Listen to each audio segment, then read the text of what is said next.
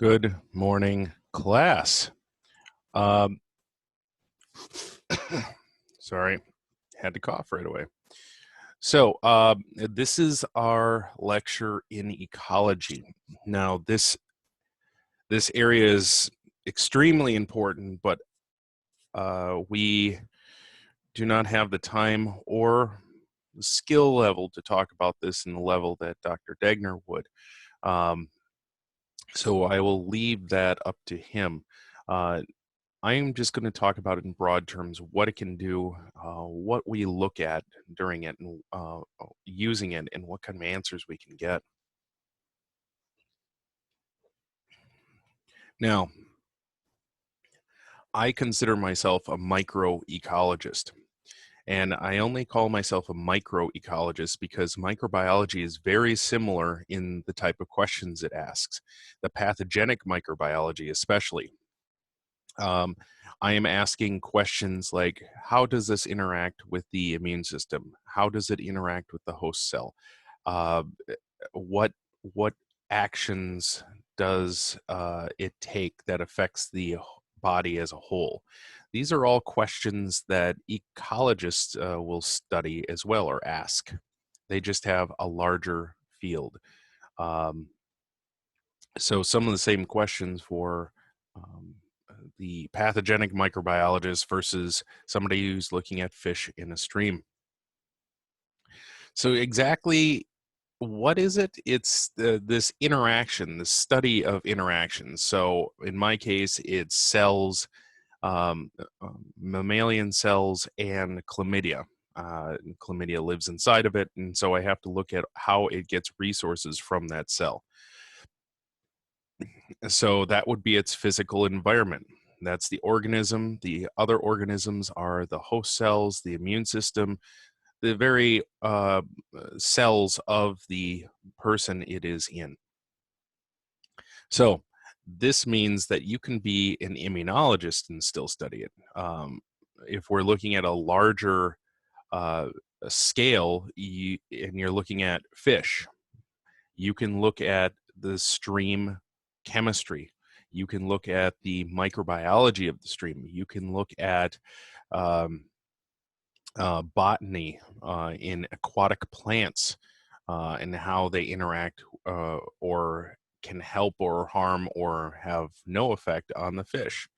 You can actually be a fish biologist. I mean, you can look at these from many different ways and answer questions that are giving a little fraction of an answer about the environment it needs. So you can look at an individual, you can go up to a whole community. The larger you get, sometimes the harder it gets. But you can look at everything about that animal. It's called the life history.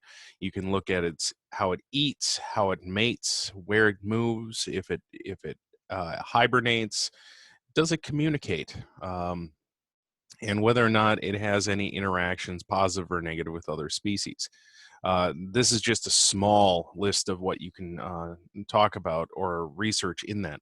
Some of these, communication, movement, species interaction, breeding, a lot of this comes down to animal behavior, and that's a whole second chapter or talk that I want to have on that. So I'll leave it to that. But a lot of these involve knowing how the animal reacts or signals too.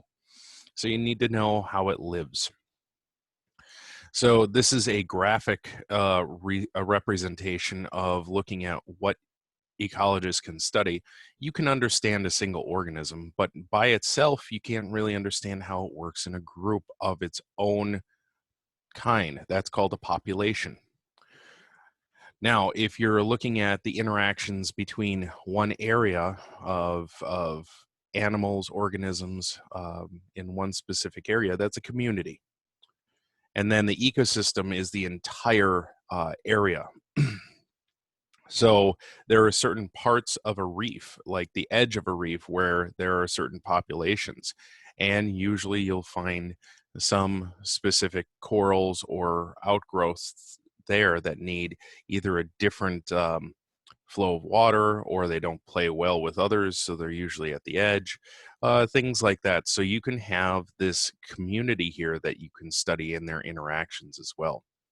So as you get larger, the difficulty of studying it and getting straight answers increases, but these are all important things to understand. What happens if we lose this fish population? Was it needed to keep the macroalgae off the corals? And if they don't get that macroalgae off, will the corals die? These are important questions. So we research this in a number of different ways. A lot of the time it is through population density. Now, with population density, we are basically looking at how many can live in an area based on the resources. And a lot of the time what you'll do is look at the population density and go, they're not really close together, or they have a pattern or something like that. And I wonder what is limiting them from getting closer together and really growing well. So in this case, it might be water. For example, when looking at desert shrubs, you can see this vast landscape, and they're really spotted across it. You can even see where they're concentrated, and they seem a little bit greener. That's probably where there's a waterway, but they are more concentrated there. If you look beyond it, it seems rather scattered. And this is something where Google Earth and such has been very helpful for us, where you can see and get information from bird's eye view of how these brush uh, locate. Are they clumped together? Are they completely random? Or are they about uniform in their distance?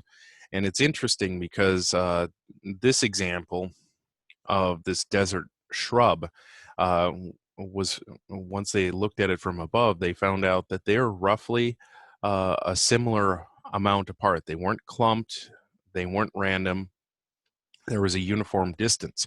And it took them a while to figure out, but it turns out that their root system is about that large, and it produces unpleasant communication, i.e. toxins, that will keep young shrubs from growing in that same area. So the only ones that survive are far enough away from everybody else to survive. That means that they have enough resources to survive and not destroy both shrubs as a whole. And it isn't just water that it can be a limiting resource, although that is a major one for plants. You can even have oxygen content. Remember, oxygen is needed at the roots, as well as temperature.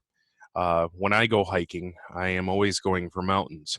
And the mountains, you will get to about 10,000 feet, and all of a sudden, all the plants, all the trees get very short.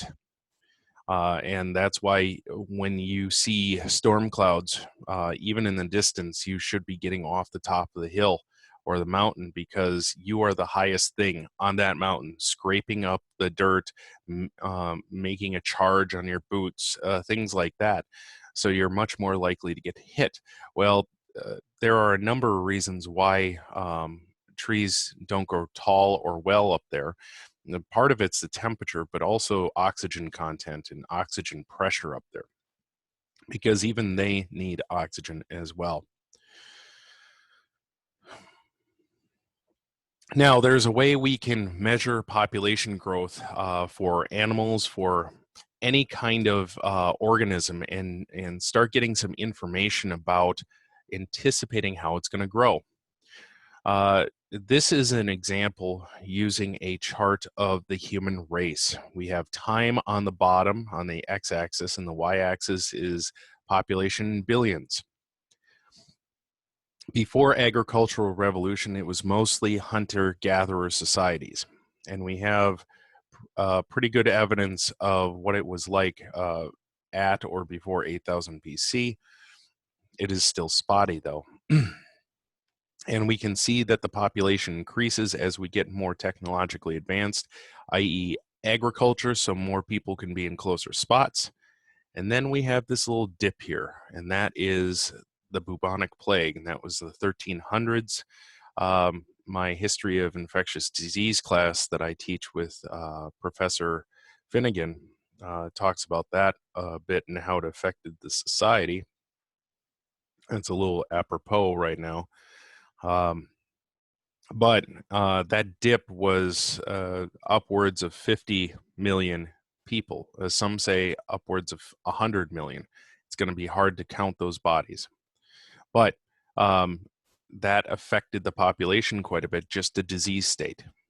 And then we get the Industrial Revolution, canning, refrigeration, medicine, and we start growing in numbers because we not only can eat better and have a safer reproduction, but the children survive longer. So there's a number of things that we can look at for predicting population growth, and part of that is how many offspring do you have? How many reproductive events do you have? Some organisms only have one, but they make a lot of offspring in that one time. How many of the young survive to reproduction? Again, the birth rate, not only the birth rate, but the survival rate from infancy to adulthood is big. I also talked about the number of reproduction events. Also the age of reproduction. In the medieval ages, people did not live very long on average. So, and on top of that, they also had different customs for pregnancy and marriage. So people were getting pregnant in their early teens and marrying in their early teens, and then they could produce enough offspring to pass on the human experience. One way we look at this is predicting if this this area will survive, and this population, and seeing how, if it's going to expand or contract or what. And we do this through age structures here. And these age structures are kind of interesting because we have four main points that I'm going to point out. Half of it, this pyramid here, is males, half of it is females. Each step inward shows death rates. And then we have the base, which is wider depending on how many of the population you have. So we have three different groups: pre-reproductive, so children; reproductive ages, so adults that can reproduce; and then after menopause, basically, that is the post-reproductive age. So if you have an increasing population, you can see that you have a large amount of children. Hopefully you don't have a large step down here, because the step down means that there is a high mortality rate for children.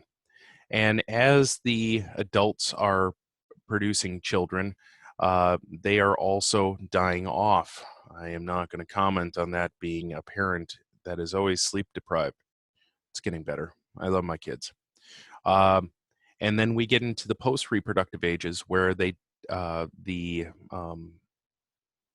more elderly adults, I guess we could say, will die off at different rates. You'll note that in this case, it seems fairly equal that the males and females are dying off at the same rate. That's usually less correct. It's usually males that die off earlier and the females live longer. So the amount of organisms that get to the reproductive age is really important. If you have a wide or a large amount of children or pre-reproductive age that make it to adulthood, that means you're going to have more making children or younger organisms to increase this pre-reproductive age. Also, in this case, look at the stable population. We have a base of children that are being born. There are very few dying off, and there's very few people dying off in their reproductive age. So they can keep having children. Because of this lack of die-off, you would think that there is an increasing population, as in they're reproducing more. And we don't see that for humans as much. And then as you get older, in the post-reproductive age, we can see that there is a larger change between males and females for death rate, but they tend to have more steps here, as in they're living longer, but as they get older, sooner or later, death comes for us all. But we are having basically the same birth rate as death rate in this one. So we are replacing those who are dying, but not growing the population as shown in the increasing population. Decreasing population, well, this one's pretty easy. We have a large death rate, and it is not matched by the birth rate. In this case, we had a large amount of people stop reproducing in the past generation, and as shown as the previous generation where there's more, and they are not reproducing very much, as shown by this bar. They're reproducing twice, but they are not having a lot of children produced. So our birth rate is not equaling our death rate. So this is a decreasing population. This is very akin to Europe, who has a negative birth rate, and Japan has an extremely negative birth rate. So there's many elderly, but not many young that are being produced. So they are a declining population. Hopefully they do not get lost to time. Now, we can use these curves to understand how diseases spread, and that's one of my favorite things to talk about, even though nobody wants to talk about it right now. By the way, I was right. Now, West Nile virus is a virus that is spread by mosquitoes, and we can anticipate when the surges of mosquitoes are going to go on in a summer event. So on the x-axis, we have the months of, or the weeks of the summer, basically a good part of the year, and we have the number of cases on the y-axis. And this is designated between the north and south of the U.S. And what we'll see is a brief surge in the south of West Nile virus cases. But we will have a large surge in the north a little bit later, a little bit into August and September. And what this mimics is the correct type of mosquitoes being born and getting infected with this, or already having it in them when they hatch, so that they can transfer them. So they are usually born about June or hatched, and then they start turning into adults in about the mid-July, and then they start looking for a blood host, which can be an adult. So we can start predicting by the growth patterns and the mortality curves on exactly what is being spread when. And we can tell the infectious disease doctors, the regular doctors as well, to start looking out for symptoms that would match West Nile in these months. We can anticipate how fast an organism will grow through two different models. Now, both models need to take into account how many reproductive events will occur. And we have two terms for how many reproductive events will recur. It's called semoparity. Think of it single, semo, a single parental action. It is a single reproductive event. A good example of this are mayflies. I lived in La Crosse for a couple years. It was a great time for my clinical micromasters, but in summer, early summer, was when the mayflies came out of Mississippi, hatched, and became adults. And they were only around for a week and a half, but there was so many of them. There were snowdrifts of dead mayflies underneath lampposts. You had to actually be careful driving because you would hit drifts of these and lose control of your car. We were using snow shovels to clean them out sometimes. They only live in the adult form long enough to reproduce and lay eggs. Then they die. 7 to 14 days, and then it's done.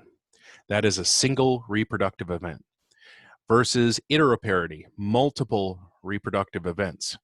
And depending on this, we can start really predicting population growth. Now, it isn't perfect. However, we have to be careful about using certain models. Now, the easiest model is, excuse me, is an exponential growth, basically a doubling time. First of all, in the couple generations, we're not seeing much difference because it's such a small difference when we're going from 10 to 24 or 24 to 56, but sooner or later we start doubling. This is very similar to what we are seeing with the coronavirus, when all of a sudden, when nobody had been seeing positives or deaths, we start getting into 1, 5, 10, 50, 100. Then we're in exponential growth when we're doubling very quickly. And this exponential growth for looking at organisms is the same as bacteria. Now, it sounds great and makes for great news to really think that, oh, we're all going to die, or look, it's growing so well. But sooner or later, we have to put in the reality of the situation that there is something that's always going to limit spread. For coronavirus, it's having enough people that are not immune. For this mayfly or a bacteria in a tube, it's lack of resources. If it runs out of resources, it's going to start curving and leveling off. So what we realistically use is called a logistic growth. Logistics is talking about resources. We talk about that in the military quite a bit, or the military talks about this quite a bit, where we have this slow phase and then we have the exponential growth like we had here, but we have this reduction of reproduction where we get out of that exponential doubling phase and start leveling off. And when we level off to this stable phase, that means that the births will equal the deaths. And we use this growth curve for bacteria quite a bit because we have bacteria in the tube. Some of them reproduce every 20 minutes, and that's exponential, but then it slows down because they run out of resources. And then the dead bacteria lyse and break open, and their resources are used to grow more or younger bacteria, so the birth rate equals the death rate. This is more realistic because we're talking about resources that can be limiting. And the way we talk about this in ecological terms is the carrying capacity. I'm not going to expect you to know this entire formula. I'm just wanting you to focus on K, the carrying capacity. This K factor is going to be different for every organism.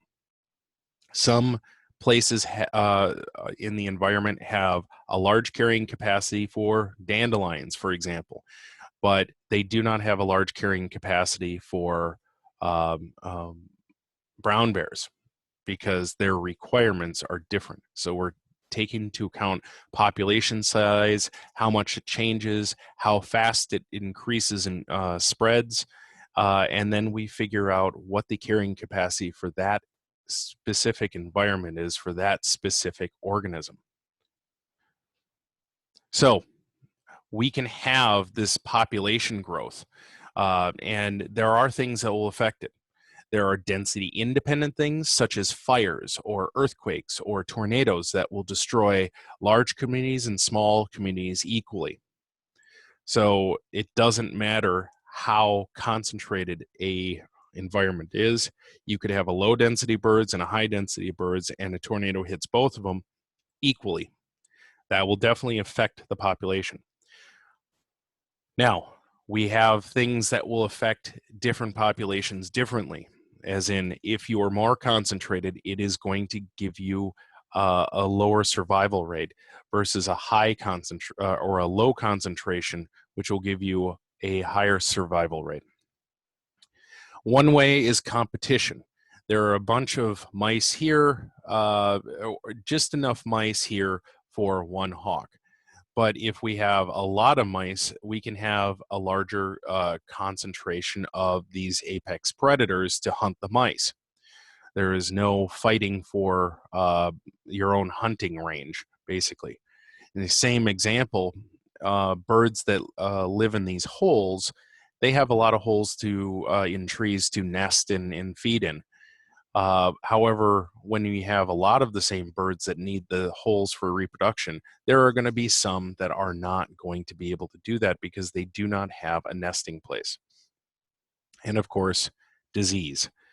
Disease is always associated with higher population densities. There are some theories that say once humankind started to get out of the hunter-gatherer societies and into more of a city type setting where there was higher concentrations of people, that's when human diseases started.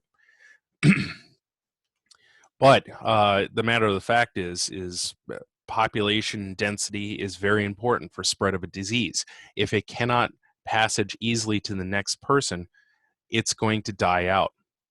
And that's what we saw with the first SARS, is that it started spreading so quickly and affecting so many people and killing so many people that it did not have time to spread. Now, with the SARS-2 or COVID, it does not kill as many people, but takes a longer time to spread or a longer time to show disease state, if at all, where SARS-1 showed an extreme disease state, where everybody definitely knew you're infected, so we could keep those people out of population. The SARS-2 is very sneaky. It is quiet, it is hard to detect, so therefore it will spread much farther, especially in population areas. So concentration is important. Now, there's other things that we have to take into effect, like how animals behave. Do they interact with each other? Do they stay far apart?